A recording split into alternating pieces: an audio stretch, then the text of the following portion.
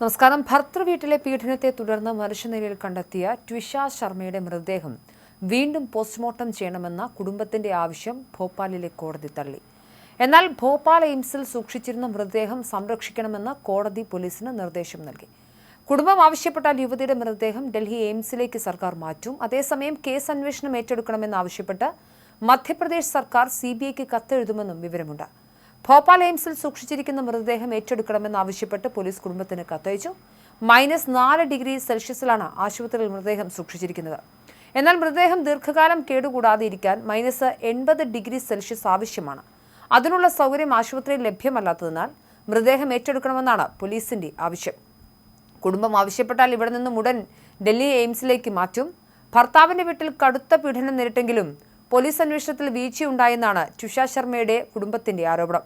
ട്വിഷയെ മരിച്ച നിലയിൽ കണ്ടെത്തി 3 ദിവസത്തിന് ശേഷമാണ് FIR രജിസ്റ്റർ ചെയ്തതെന്നും യുവതി തൂങ്ങിമരിക്കാൻ ഉപയോഗിച്ച വസ്തുക്കൾ പോസ്റ്റ്മോർട്ടം പരിശോധനയിൽ അന്വേഷണ ഉദ്യോഗസ്ഥർ ഹാജരാക്കിയില്ലെന്നും കുടുംബം ആരോപിച്ചു. ട്വിഷയുടെ ശരീരത്തിൽ കണ്ടെത്തിയ പരിക്കുകളെക്കുറിച്ച് പോസ്റ്റ്മോർട്ടം റിപ്പോർട്ടിൽ വിശദമായി പരാമർശിക്കാത്തതെന്ത് എന്നും ട്വിഷയുടെ അഭിഭാഷകർ ചോദിച്ചിരുന്നു. പോസ്റ്റ്മോർട്ടത്തിനിടെ രേഖപ്പെടുത്തിയ ട്വിഷയുടെ ഉയരം പോലീസ് റിപ്പോർട്ടിൽ രേഖപ്പെടുത്തിയ ഉയരത്തിൽ നിന്നും വ്യത്യസ്തമാണെന്നും അഭിഭാഷകൻ ചൂണ്ടിക്കാണിച്ചിരുന്നു. ഉത്തർപ്രദേശിലെ നോയിഡ സ്വദേശിയായ ട്വിഷയെ മെയ് 12-നാണ് തൂങ്ങി മരിച്ച നിലയിൽ കണ്ടെത്തിയത്. ഭോപ്പാൽ സ്വദേശി സമർത്ഥ് സിംഗുമായി 2025 ഡിസംബറിലായിരുന്നു ട്വിഷയുടെ വിവാഹം.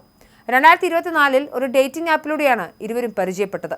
വിവാഹത്തിന് പിന്നാലെ കൂടുതൽ സ്ത്രീധനം ആവശ്യപ്പെട്ട് അഭിഭാഷകനായ ഭർത്താവ് റിട്ടയർഡ് ജഡ്ജിയായ അമ്മായിയമ്മയും പീഡിപ്പിച്ചു. മരിക്കുന്നതിന് മുമ്പ് ട്വിഷയെ ഭർത്തൃമാതാവും ചേർന്ന് നിർബന്ധിച്ച് ഗർഭചിത്രം നടത്തിയിരുന്നു. ഇതും ട്വിഷയെ മാനസിക സമ്മർദ്ദത്തിലാക്കി. ട്വിഷയുടെ ശരീരത്തിൽ മുറിവുകളും ചതവുകളും ഉണ്ടായിരുന്നതായും പോസ്റ്റ്മോർട്ടം റിപ്പോർട്ടിൽ പറയുന്നു.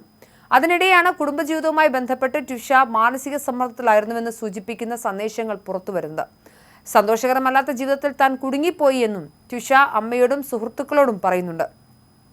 കൂടുതൽ സ്ത്രീധനം ആവശ്യപ്പെട്ട് ഭർത്തൃമാതാവ് ഗിരിബാല സിംഗും ട്വിഷയെ പീഡിപ്പിച്ചെന്ന ആരോപണവും പ്രത്യേക അന്വേഷണ സംഘം അന്വേഷിക്കുന്നുണ്ട്. ട്വിഷ ശർമ്മയുടെ മരണം സ്ത്രീധന പീഡനങ്ങളുടെയും ഗാർഹിക അതിക്രമങ്ങളുടെയും ഭീകരത വീണ്ടും ചർച്ചയാക്കുന്ന ഒന്നാണ്. ഭർത്തൃവീട്ടിൽ നിന്നും നേരിട്ട മാനസിക ശാരീരിക പീഡനങ്ങളും നിർബന്ധിത ഗർഭചിത്രവും ട്വിഷയെ കടുത്ത സമ്മർദ്ദത്തിലാക്കിയിരുന്നുവെന്ന് വ്യക്തമാക്കുന്ന തെളിവുകളാണ് പുറത്തുവരുന്നത്. എന്നാൽ മരണശേഷവും നീതിക്കായുള്ള കുടുംബത്തിന്റെ പോരാട്ടത്തിന് പോലീസിന്റെ ഭാഗത്തുനിന്നുള്ള അന്വേഷണ വീഴ്ചകൾ വലിയ തിരിച്ചടിയാകുന്നുണ്ട്. FIR രജിസ്റ്റർ ചെയ്യുന്നതിലെ താമസം, പോസ്റ്റ്മോർട്ടം റിപ്പോർട്ടിലെ വൈരുദ്ധ്യങ്ങൾ എന്നിവ അന്വേഷണത്തിന്റെ സുതാര്യതയെ ചോദ്യം ചെയ്യുന്നതാണ്. കോടതി പുനഃപോസ്റ്റ്മോർട്ടം തള്ളിയെങ്കിലും മൃതദേഹം ഡൽഹി എയിംസിലേക്ക് മാറ്റാനുള്ള സാധ്യതകളും കേസ് CBIക്ക് വിടാനുള്ള മധ്യപ്രദേശ് സർക്കാരിന്റെ നീക്കങ്ങളും കുടുംബത്തിന് നേരിയ പ്രതീക്ഷ നൽകുന്നുണ്ട്. എങ്കിലും ശാസ്ത്രീയ തെളിവുകൾ സംരക്ഷിക്കുന്നതിൽ ഭോപ്പാൽ എയിംസിലെ സൗകര്യക്കുറവ് ഉയർത്തുന്ന ആശങ്കകൾ അത് അടിയന്തരമായി തന്നെ പരിഹരിക്കപ്പെടണം.